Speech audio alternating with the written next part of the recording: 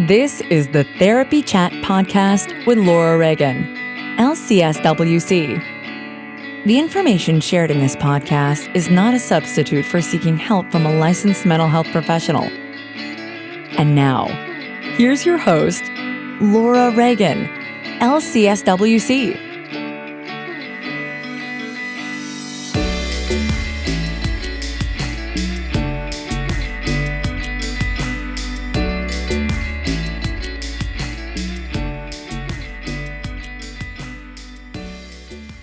Hi, welcome back to Therapy Chat.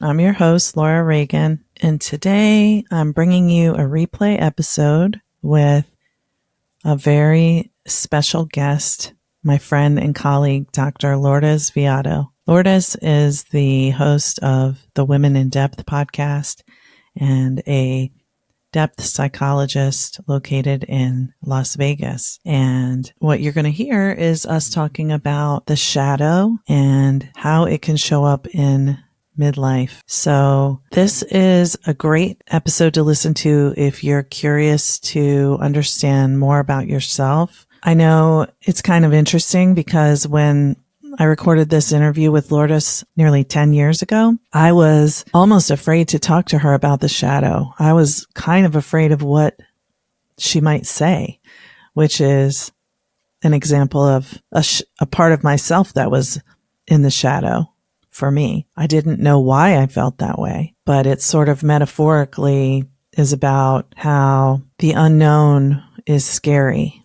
The unconscious holds so much. And, you know, as I think Joseph Campbell said, the cave you fear to enter holds the treasure you seek. I can't remember if that was Carl Jung or Joseph Campbell who said that, but the concept is the same. And as I am recording this introduction on Martin Luther King Day, I wanted to remind you of one of his quotes that helps me hang on to hope.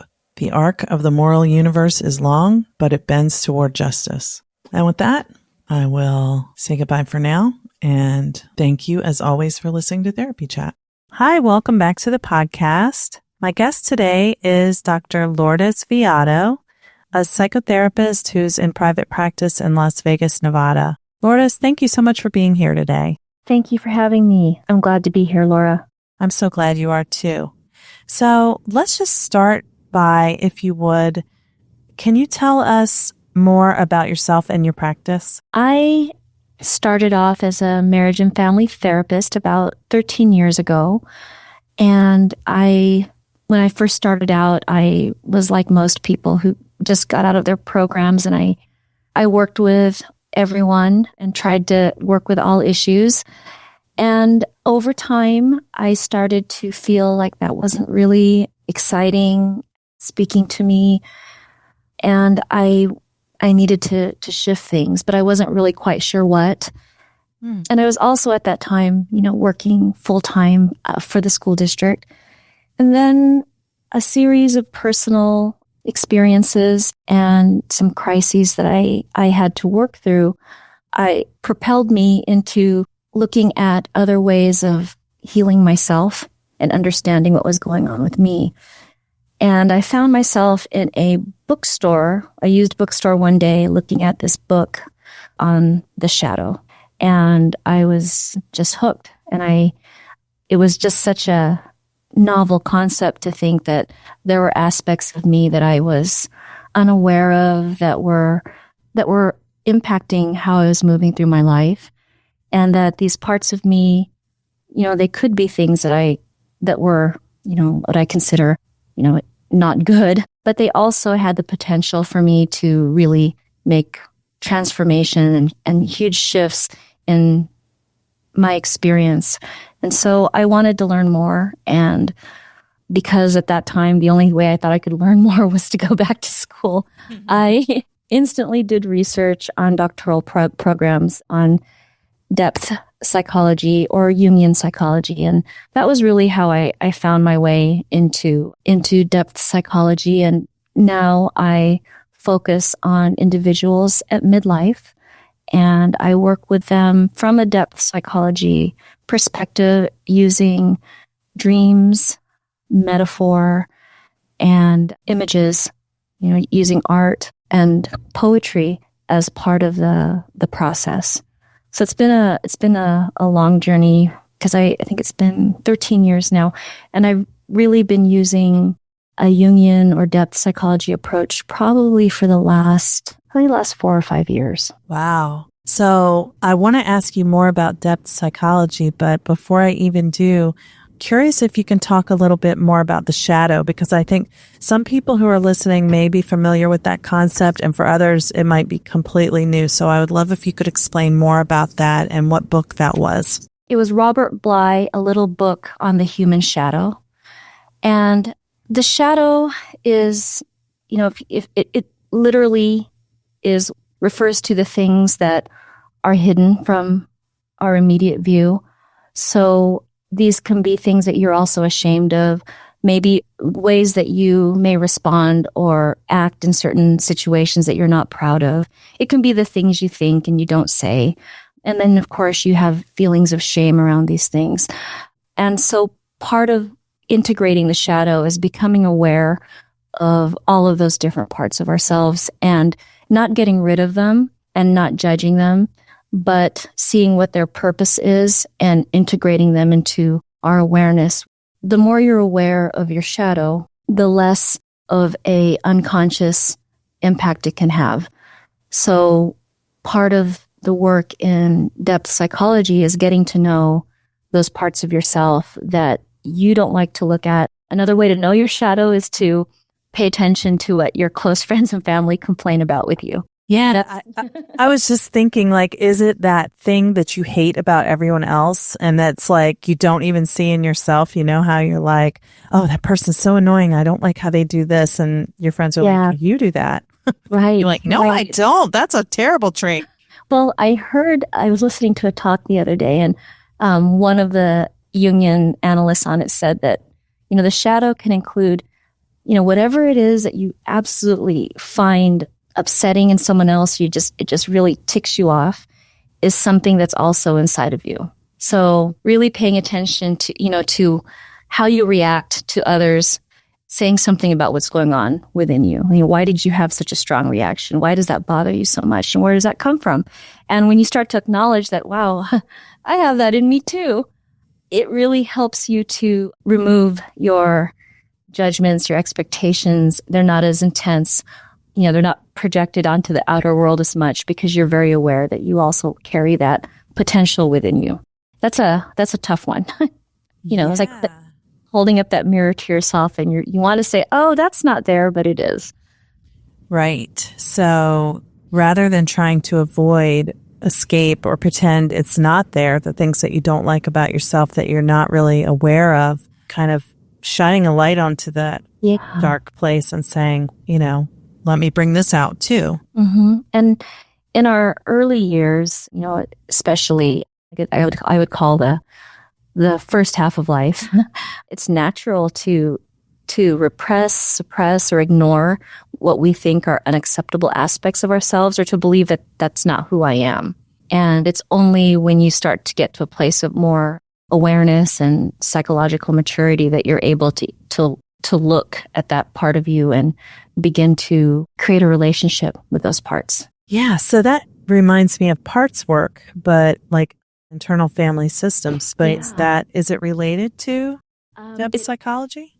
It does have, I think, and I've read that there definitely are correlations between depth psychology and parts work. And I think that's also why it's very natural to incorporate parts work into the work I do with clients. Sometimes it's easier to explain it that way than using terms like the shadow or complexes, just referring to, the angry part of you, the vengeful part of you, the judgmental part of you. And that's something that I think for most of us is easier to kind of wrap our minds around.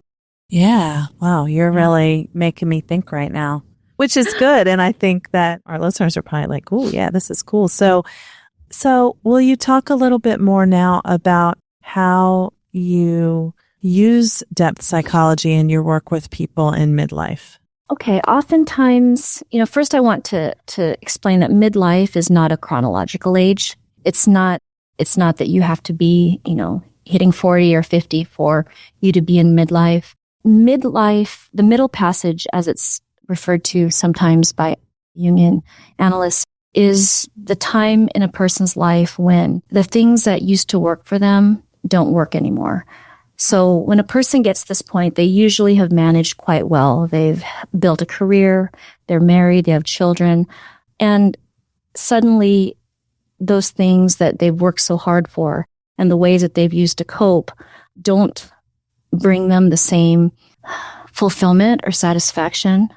They start questioning choices that they've made, regrets, wondering where they go from here. I heard the analogy used that imagine that you're in an intensive care unit and you're hooked up to all these systems that support your life.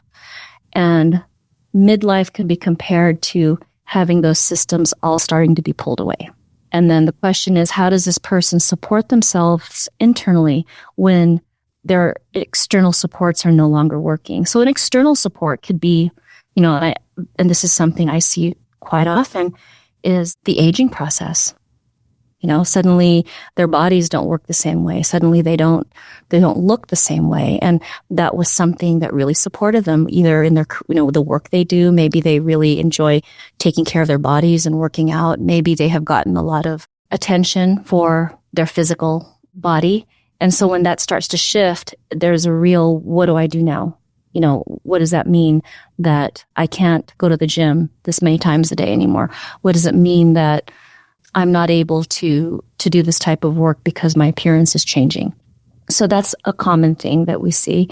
Also, it can show up in a marriage, where one person may find out that they are suddenly, their spouse is having an affair, or the person finds out they're attracted to someone else. And that's another example of a support being pulled away because the relationship, their values that they thought they had aren't supporting them anymore because now they're making choices that they don't even recognize within themselves. Or you can see it with career or finances when there's a shift in their financial situation or their career that they've been building and doing very well, and suddenly that's not the case anymore. And that's another system of support being pulled away. Dealing with illness, dealing with adult children, those relationships, the challenges, and those are examples of, again, supports being pulled away. And maybe ways that they used to cope with things. So it could be that one of their coping, the way that they would cope would be to, here I go back to the working out, but exercising. But suddenly that's not an option for them anymore. Or along the way that they've lost friendships, and it may be because of their own actions, the other person's, or both, that those also are not there to support them. So typically when I'm working with clients, they are in that situation where they really have to go within to find the support for themselves. And that's a very challenging transition. And it's difficult, especially when you're very identified with the outer world. Yeah. Wow. This really resonates. And I'm thinking, and I want to know if I'm right, would it also be, for example, when people have had a strong identity with being a parent and then the children grow up? Absolutely. Yeah. And also sometimes institutions or structures that they've had in place. So it could be a career. It could be, like you said, a role. Yeah. That those supports were also masking things that they had never really had to look at. So a person may show up because their marriage is falling apart, but really there's also masked unresolved trauma from their childhood. And so a lot of times people will show up at this time of life where things that they kind of thought had gone away and they had worked through or pushed under the carpet are now unavoidably there.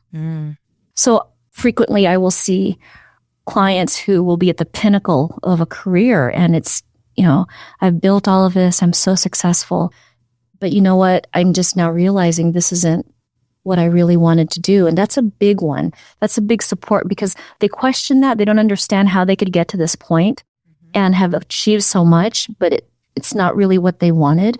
And there's so many feelings about that and confusion and a lot of times what they had built, whether it was a a company, whether it was a marriage and a family, they realized going back that when they made those choices, they were making them from a place where perhaps they had taken on the values and agendas of people who love them, who had their best interests at heart, but they never really questioned those things and went ahead with this. And here they are now, and they're 40 something or 50 something, and they're ready to walk away from it all. And what does that mean? Yeah. And they're like, what do I want? Yeah, that's a big one. And so there's a lot of shifts, a lot of realizations, and these shifts and realizations are scary because they're becoming more clear on what they want and the direction they want to move on, and move in. And with that clarity comes this vulnerability, because the more clear they are, it's dangerous for them, because now they are dealing with what other people will say, what other people will think. And that's terrifying to think of that and what making these changes will mean. But it's also terrifying to think of staying the same. And so it's about, I would say that the work with clients is really about getting to know themselves deeply. I always use the image of an iceberg that, their lives, for the most part, our lives are what we can see above the surface. But the biggest part of the iceberg, and the part that can get us into trouble if we don't map it and don't know what's happening down there, is what's beneath the surface. And so I would say that the therapy process is about going beneath the surface and looking at things that they may have never looked at, or things that they thought would be fine. They could just kind of put it over here in another room, psychologically speaking. But now those things are calling for their attention. Yeah. So I have to ask, because I'm a trauma therapist, and, you caught my attention when you said there may be some unresolved trauma that factored into these, that was the underlying cause of decisions that were made. So how does trauma, how do you conceptualize trauma within the Jungian depth psychology framework? If you can answer that, I don't know. It's a weird question. The basis of, I think it would be one of the foundational aspects of Jungian thought is that a lot of our symptomatology, our challenges, our neuroses come from getting away from our instinctual grounding. Basically meaning that we have, because of the good intentions of family and society, or through our own choices, or through something happening, have become separated from what it was we were meant to be and what was supposed to come through us. And with trauma, that's also very similar, because a traumatic event or events occur in a person's life, and it's almost like they are derailed. Like they were going one way, and now they're going another way. And when that trauma is not addressed, when there is not a process of healing brought to that trauma, they make decisions through that trauma lens. Yeah. And those decisions could be about, just the direction, the direction of their life, about relationships, about children. It impacts parenting. It impacts coping mechanisms. Well, you know this, Laura. Yeah. And so, well, it just makes me think of how people who've experienced trauma often say, especially if you're working with people in the more immediate period of crisis after the trauma, like shortly after, they'll say, I just want to feel like myself again. So that really hits home for me with what you're talking about. Yeah. And I when I think of my clients who have been through trauma, it's really about, because we also obviously will address the trauma, but how did that trauma block them from accessing their inner gifts, who they are? And so it's about learning how to, well, I guess first of all, giving themselves permission to be who they are. And that sounds so simple, but it's not. It's this process of really sifting through the messages that they were sent, what they've internalized because of this trauma. And then somewhere back there, they find that person. And, again, this is a really good place to use parts work. And, how do we help this part of you have a voice again? How do we help this part of you get into the driver's seat of your vehicle? I use the bus metaphor with a lot of my clients, and basically it's just that we have all these parts of ourselves. They're the passengers on the bus. We can't kick anyone off the bus, and we can't kill anyone. However, the rageful, angry part of you doesn't need to be driving all the time. Save your rage for maybe when someone's threatening your child. But how do we get that part of you to step away from the driver's seat? And how do you gently escort that part of you to sit down and bring another part of you to the driver's seat? Because whoever's driving determines your journey, the people you'll see, the experiences, whether you get stuck, you get into an accident. And so that has really helped. I use that with especially my trauma clients, and really starting to try to find the part of themselves who really wants to be driving. And they didn't even know that she was on the bus, that she existed. They thought that the trauma was who they were. That is so true in the way that trauma insidiously changes your perspective without you realizing it. And then until you get back to yourself, you don't see how it took you away. And you're like, oh, here I am again. There's me. Right. Yeah. And you know what you said insidiously, I we always talk about how did she sneak back into that driver's seat again? She just, suddenly she was there and she was driving. And so really teaching them to recognize when that part of them has taken over because of what the journey is looking like, what they're experiencing. Yeah. What the feel of the journey. Is it bumpy? Is it rocky? Are you stuck? Like one client said that she knows that part of her is driving when she is close to driving off the road into a ditch, that type of thing. So, so I would say that would be the way that I apply the depth approach or the parts work to conceptualizing trauma and making it also something that's manageable, because it's just a part of you, and it's a part that we can get into relationship with and find out what this part of you needs, what she thinks, what she feels. So that's been meaningful in my work with clients. Yeah, that's really cool. Thank you for explaining that. And I love that metaphor. I'm going to be borrowing that. I love that one too. One of my favorite ones. Yeah. Lourdes, can you talk a bit about, you mentioned that you use art and poetry, and you mentioned dreams, metaphors, and images. And so you were just talking about the metaphor of the bus, but can you talk more about how you use all of those in depth psychology? With the poetry speaks a lot to the processes that my clients may be going through. So one example I'll use is there's a poem by the German poet Rilke, and it's called The Swan. And what the poem is about is it describes how when the swan is out of the water, he looks nothing like his beautiful, stately self in the water. He's awkward, he's clumsy, and if you look at the swan walking, you would never believe that it could be so graceful. And then as soon as the swan reaches the water's edge and sinks down into the water, there's a transformation, and the swan transforms into this beautiful, stately creature that is supported by the water. And so that's a poem I use a lot with my clients in describing that, a lot of times we are not in our element. We are not where we are going to be at our best. And so when we're not aligned with that, our journey is not corresponding with the things that we really value and the things that light us up, we are going to look a little awkward. We're going to look a little clumsy. Because it's not really fitting for us. It's not resonating with us.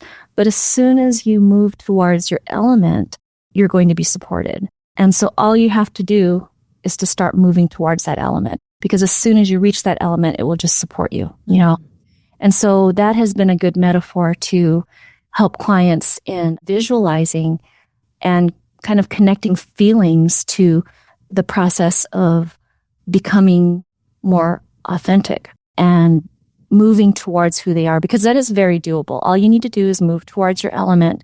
And when you get to your element, it's going to support you. And that's one of the ways that I've used that poem with clients.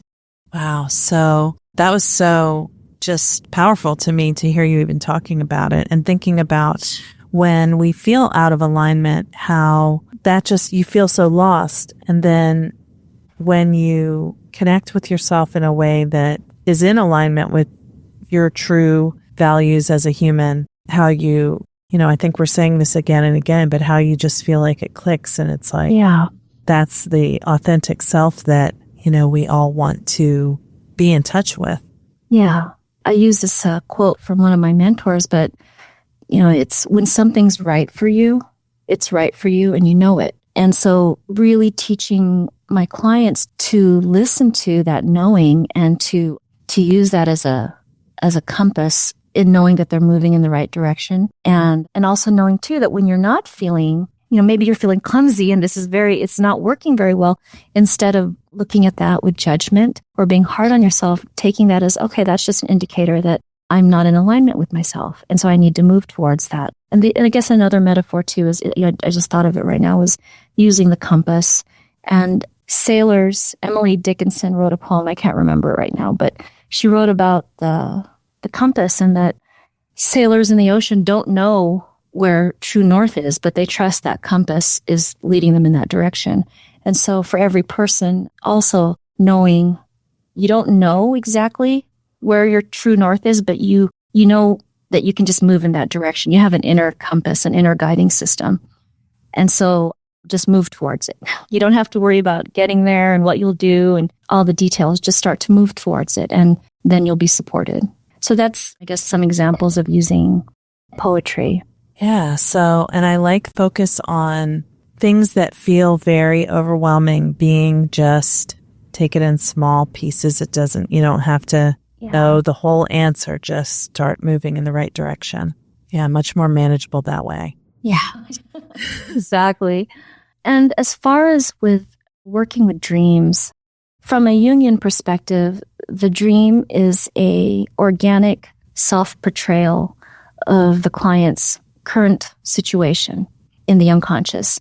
Or there's a quote by Jung, which I really find very powerful, which is, the dream shows the inner truth and reality of the patient or the client as it really is, not as I think it is, not as he or she would like it to be, but as it really is. And it may not be a specific situation. It could be a process. So if in this dream, the person there's a house and there's an open window and he's frantically trying to close that window, a way to look at that dream is, where in your life do you feel that something external that is making you feel unsafe is coming in? And I'm kind of going through this quickly, but perhaps this person has said that they felt frightened and they're trying to they didn't feel safe. And so they're trying to close all the windows. So that would be an example of a process. Where in your life is something like this showing up? The energies of trying to keep something out and fearful of something coming in. Another way that you look at dreams from a Jungian perspective is that every aspect of the dream is the dreamer. So for example, I'll just use one of my own dreams, which I worked with my analyst at one time, and I was really amazed. But I was in a room and I had the door shut and there was some woman on the other side banging on the door trying to get in. And I was so terrified that she was going to get into the room. And the way that she phrased it was, what part of you are you afraid to let in? And what part of you are you trying to keep out? And what part of you is banging for your attention right now that wants to break this door down and get to you? And that was just really powerful because I knew exactly what that meant to me. And so that's another way also to look at dreams, is that every part of the dream is you. If there's a person in the dream who's angry and a person in the dream who is maybe driving a vehicle, then you are the angry part, you are the vehicle, you are the person driving. So it's like you can correlate it to parts, again, to parts work. What part of you is that? I've found that with clients who want to work with dreams, because I leave it as an option to them, it has really profoundly deepened the work and even accelerated it. There are things that dreams can bring into the therapy room that we may not have gotten to in 2 or 3 months. But because they share this dream and they immediately know what the dream is about, and they're even just floored that, wow, I can't believe this, that this is what this dream means. And dream interpretation is not about looking into a dream book and looking at the meaning. It's really about what this dream symbolizes for the dreamer. So that's what the work looks like. It's not me telling them what the dream is about. It's really about them asking those types of questions, and then them having the aha moment. And when you feel it in your body when a dream has hit on the right place. And so that's what I also tell my clients is, sometimes we may not know what the dream has to say. Sometimes we will. Sometimes it takes time, but we honor the dream, which means we share it and we give it space, and then we see what happens. Another dream that I can give an example of was a dream, again, this is one of mine, where there was an image of a lion, and then there was a book that was bound with like a leather cord. And through my own inner work and working with a therapist, I realized that lion represented the part of me. Oh yeah, the lion was roaring, but I couldn't hear it. So it was a part of me that was really wanting to be heard. But for some reason, my voice wasn't. No one could hear me. And it was about where in your life is this showing up? And then the bound book was the parts of my life that I didn't want to look at, and so it turned into what do we need to do to move that cord and unwrap that book? What is in that book that maybe is going to be difficult to see? Maybe the lion is the lion calling for that? Is the lion calling for you to open this book, but you're not listening, and that's why you can't hear what the lion's saying. So those are just some examples of maybe how, dreams could be integrated into the therapy process. So interesting. And when you talked about how the dreamer is all the parts of the dream, yeah, I wonder about when people have dreams where, they know who the people are. So it's not just like it's me and I'm dreaming that I'm here with my son and my mother or something. Like, am I all of them? There's no right or wrong way. So in general, if the person is someone close to you, like your spouse or your child, they typically are your child or spouse. However, but if that doesn't resonate with the dreamer and you're trying to work from that perspective, and you're like, I'm just not feeling like that. Yeah, that's it. Those significant people in your life can represent a value to you. So for example, maybe it's your daughter who is not moving in a direction you'd like her to go in, and you're very frustrated with her. So it may not be her, it may be just your own sense of stuckness, your own sense of frustration.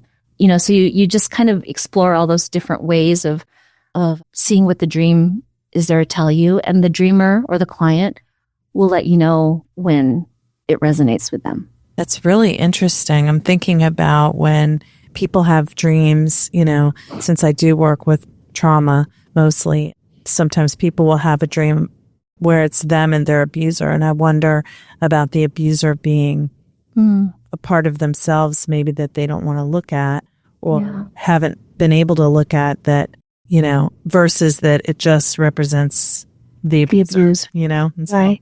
It's just interesting to think about that. Or also, it could be the part of themselves that abuses themselves continues to do that and continues to re-traumatize themselves or put themselves in situations, because, that's, as that's very common for trauma, people who've experienced trauma to somehow replicate it.